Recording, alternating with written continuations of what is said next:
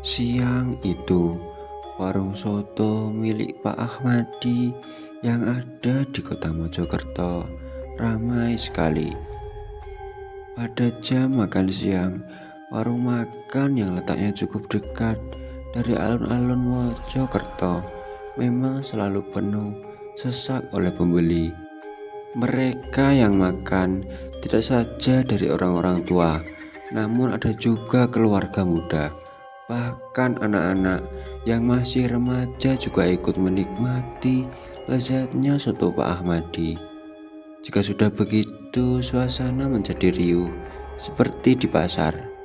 Sambil makan, tidak sedikit dari pembeli yang asyik bercanda dan bertelepon riang. Bahkan ada yang berfoto-foto sambil pesanan yang belum datang. Saat potret memotret, tidak ada yang menghebohkan dan hasilnya biasa saja. Konon justru setelah tidak berada di warung milik Pak Ahmadi, peristiwa aneh itu baru terjadi. Saat hasil fotonya dilihat di layar, tampak keanehan, yaitu salah satu yang dipotret ternyata seperti sedang dipangku oleh sesuatu yang aneh dan berwarna putih menyerupai wujud pocongan. Dan dari beberapa pemotretan, biasanya hanya sebuah foto yang menampakkan gambar seperti itu dan biasa-biasa saja. Dan juga berita foto penampakan orang yang dipangku pocongan tersebut ternyata cepat menyebar luas. Dan fotonya juga menyebar dari handphone ke handphone lain. Dan setelah kehebohan itu, justru malah ada beberapa orang yang mengaku melihat penampakan pocongan yang sedang memangku seorang pembeli saat mereka berada di warung tersebut. Herannya, setelah ada peristiwa itu, justru yang lain malah ikut-ikutan menambah-nambahi. Ada lagi yang menyebutkan jika orang yang sering makan di warung tersebut bisa-bisa akan dijadikan tumbal pesugihan pocong. Tak menunggu waktu lama akibat dari isu tersebut, warung makan milik Pak Ahmadi menjadi sangat sepi pembeli. Pak Ahmadi yang merasa tidak melakukan apa-apa dan tidak mengetahui isu pesugihan itu menjadi heran sendiri. Hari itu tidak ada pembeli seorang pun yang makan di warungnya. Kemarin masih ada 1-2 orang pembeli, namun sekarang tidak ada sama sekali yang mampir di warungnya. Istrinya yang biasa membantu melayani pembeli sudah pulang terlebih dulu, mungkin karena warungnya sudah sepi. Pak Ahmadi merasa lelah sekali hari itu. Jika dulu badannya lelah karena melayani pembeli, sekarang badannya lelah menunggu pembeli yang tidak ada satupun yang datang.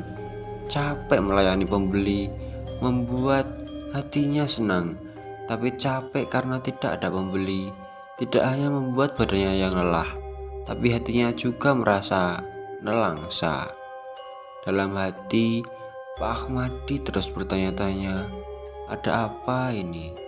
Kenapa hanya dalam waktu tidak sampai seminggu warungnya menjadi tidak ada pembeli sama sekali? Malam itu sebelum menutup warungnya, Pak Ahmadi sudah bertekad akan mencari jawabannya.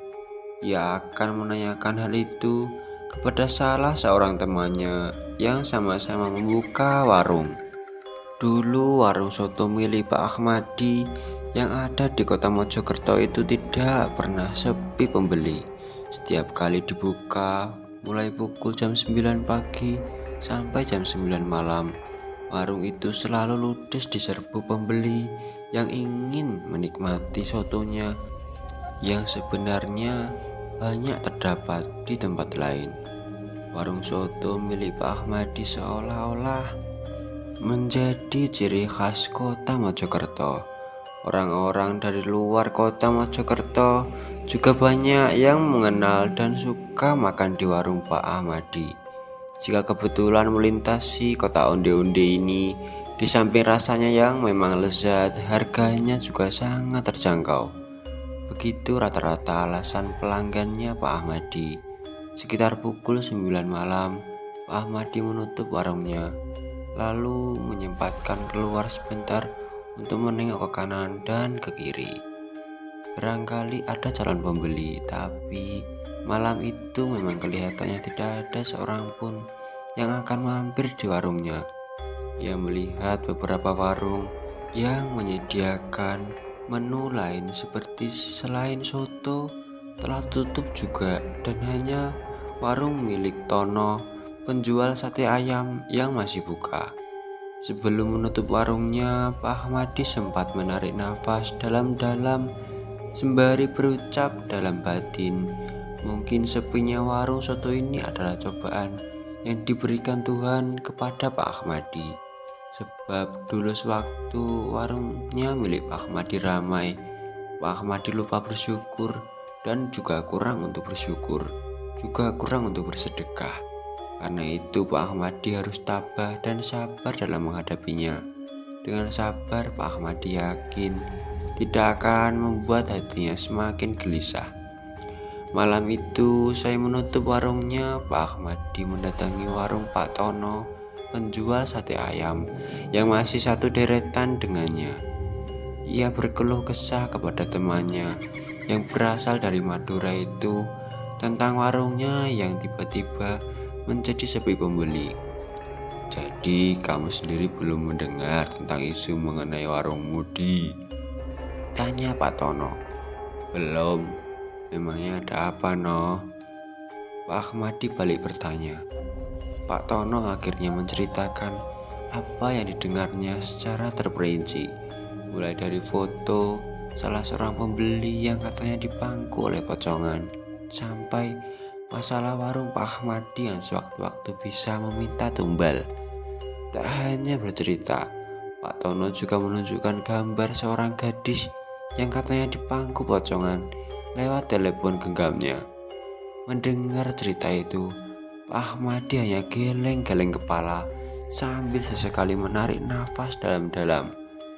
Tapi saat ditunjukkan gambar gadis yang katanya dipangku pocongan itu, Pak Ahmadi kurang yakin jika gambar itu diambil di warungnya. Sebab latar belakangnya tak jelas, dan bisa saja foto itu hasil rekayasa, seperti foto-foto artis yang sering didengarnya di berita infotainment di televisi. Ia yakin bahwa isu itu dihembuskan orang yang tidak senang pada warungnya. Tapi siapa yang tega melakukannya? Malam itu, dengan perasaan galau, Pak Ahmadi pulang ke rumahnya yang tidak terlalu jauh. Dengan berjalan kaki juga sangat dekat. Barang dagangannya ditinggalkan begitu saja di warungnya, tanpa ada yang dibawa pulang. Seperti biasanya, Pak Ahmadi masuk ke dalam rumahnya yang sudah sepi dan pintunya juga dikunci. Mungkin istri dan anak Pak Ahmadi yang sudah berumur 7 tahun sudah ketiduran, sehingga sampai lupa mengunci pintu rumah. Namun ketika sampai di ruang tengah dan di dekat kamar yang biasa digunakan untuk menaruh barang-barang, Pak Ahmadi mendengar sesuatu yang aneh. Suara itu lirih sekali, tapi ia seperti mengenali siapa yang mengucapkan kata-kata yang berulang-ulang, menyerupai bacaan mantra itu. Kadang jin mayit, kadang jin duit, kadang jin mayit, kadang jin duit. Begitu kalimat itu terdengar sampai berkali-kali, dan tiba-tiba datang hembusan angin yang entah dari mana asalnya. Pak Ahmadi yang sedang mendekati ruangan itu sampai dibuat merinding bersamaan dengan datangnya tiupan angin tersebut. Sementara dari dalam kamar, Pak Ahmadi masih mendengar suara yang mengucapkan mantra berulang-ulang itu. Tiba-tiba lagi terdengar suara seperti benda jatuh, dan setelah itu suasana kembali sunyi. Saat Pak Ahmadi memberanikan diri untuk mengintip, ternyata di dalam kamar istrinya sedang menghadapi sebuah benda yang terbungkus kain putih menyerupai wujud pocongan. Dan telah dibuka, benda putih tersebut ternyata di dalamnya berisi uang tunai yang jumlahnya menggiurkan. Dan saking banyaknya, Pak Ahmadi seolah tidak percaya dengan apa yang dilihatnya. Tapi rasa penasaran tersebut membuat keberaniannya muncul untuk mengetahui apa yang sedang dilakukan oleh istrinya tersebut. Sri Hatun adalah istri Pak Ahmadi, tidak menjawab pertanyaan suaminya. Ia diam seperti mengiyakan atas semua yang telah terjadi. Pak Ahmadi sempat tidak setuju dengan apa yang dilakukan oleh Sri Hatun istrinya sendiri, yang menghalalkan segala cara untuk mendapatkan kekayaan. Ia takut bahwa semua itu akan menimbulkan sesuatu yang tidak baik, membutuhkan tumbal misalnya. Namun Pak Ahmadi tidak bisa berbuat apa-apa sebab semua sudah dilakukan istrinya tanpa sepengetahuannya Pak Ahmadi. Dan penyesalan itu semakin mendalam saat anak semata wayangnya Pak Ahmadi meninggal di jalan raya akibat ditabrak kendaraan bermotor. Sepulang dari sekolah, Pak Ahmadi sempat menduga jangan-jangan itu akibat tumbal bagi mereka yang memuja pesugihan pocong. Pesugihan pocong itu bisa menarik pelanggan, pelanggan bisa merasa nyaman, betah, dan ingin kembali ke tempat yang diikuti pesugihan pocong. Tapi apa yang dilakukan Sri Hatun, istri Pak Ahmadi, tentu saja tak sebanding dengan resiko yang harus mereka tanggung. Kenikmatan duniawi yang mereka rengguk dan akan sirna dalam sekejap mata ketika sudah mati. Tapi siksa di kemudian hari harus ditanggung sepanjang masa. Sebuah perbuatan tercela yang tak pantas untuk diikuti. Semoga kita selalu dalam perlindungan Yang Maha Kuasa dan selalu dalam jalur kebaikan. Sekian, terima kasih buat kalian semua yang udah nonton video ini dari awal sampai akhir. Tentunya buat kalian semua, jangan lupa like dan subscribe jika kalian suka tentang konten video ini.